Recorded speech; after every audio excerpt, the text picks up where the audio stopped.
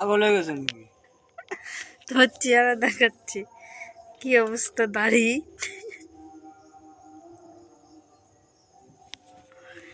স্বামী বিবেকানন্দ, তাই না?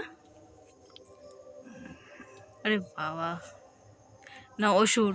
Hello my family, তোমরা সবাই কেমন আছো? আশা করি ভালো আছো। শিল্পী মাই সিম্পল লাইফ থেকে তোমাদের সবাইকে ওয়েলকাম এবং ভালোবাসা। আমার ভিডিও যদি তোমাদের ভালো লেগে থাকে, লাইক কমেন্ট শেয়ার এবং সাবস্ক্রাইব করে দিও। করে তারপর রান্না টান্না করে চান টান করে চলে এসেছি জামা কাপড় নেড়ে দিতে। এখানে মেয়েকে বলছি একটু ক্যামেরা করে দে, মেয়ে বলছে আমাকে দিয়ে শুধু তুমি কাজ করাও। হ্যাঁ, তাই আমি হাসছি। তারপর জামা কাপড় নেড়ে টেড়ে আমরা মেয়েকে খাইয়ে আমি খেয়ে তারপর আমরা ঠাকুর আনতে চলে গেছি।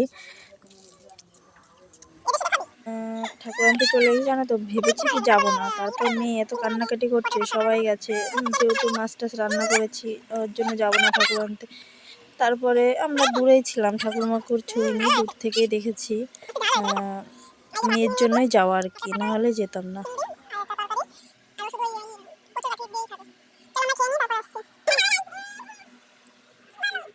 ওই আমরা ঠাকুর আনতে গেছিলাম সবাই মিলে। দেখো ওইটা গৌর নিতাইকে নিয়ে যাচ্ছে, আর এটা রাধা কৃষ্ণ। দেখো কি দারুণ দেখাচ্ছে না বলো, রাধা কৃষ্ণ ঠাকুরকে।